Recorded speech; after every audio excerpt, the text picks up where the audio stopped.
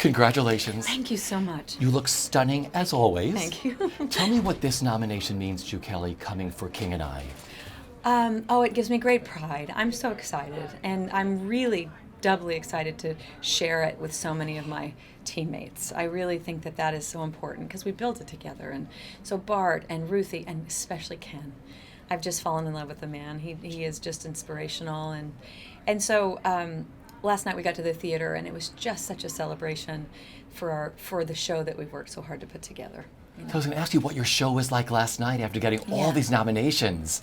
Well, it's just we walk in and we're just bubbling because you put a lot of work into it, and you always have to be confident with that, even no matter what happens. You really try hard, but then you can't help. You're human. You can't help to feel somehow like we've reached people and that it's a positive feeling, and so our show was kind of bubbly, and we felt that positivity. Working on Rodgers and Hammerstein again, specifically King and I, working with Bart again. I mean, what it's like living in that world. It's a world that seems really familiar to me, but then completely brand new. I didn't know The King and I.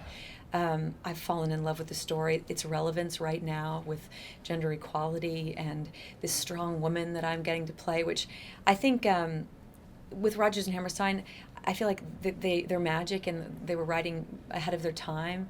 And when you dig in, you always find something that is relevant now, like we did with South Pacific or with this.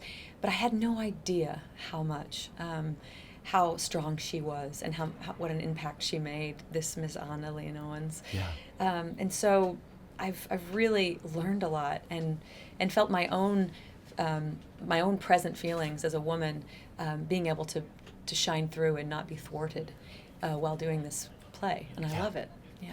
Do you have a favorite Tony moment, like the first time you watched the Tony Awards growing up or whatever? Do you remember?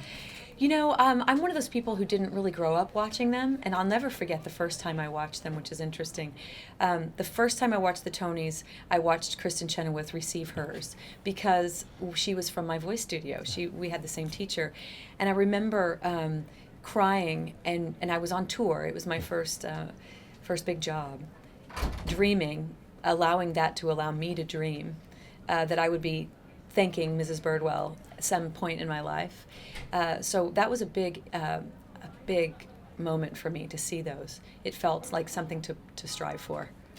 And just is it all surreal today, wandering through, seeing all your friends in the hallway and everything else out here at this Tony meet and greet? Yeah, it's amazing. You know, you think after this many times you just get used to it, or you still get here and you're kind of nervous and you're bubbly, and you get to talk about your show and how it makes you feel, and it's a brand new experience. It's totally different from the others.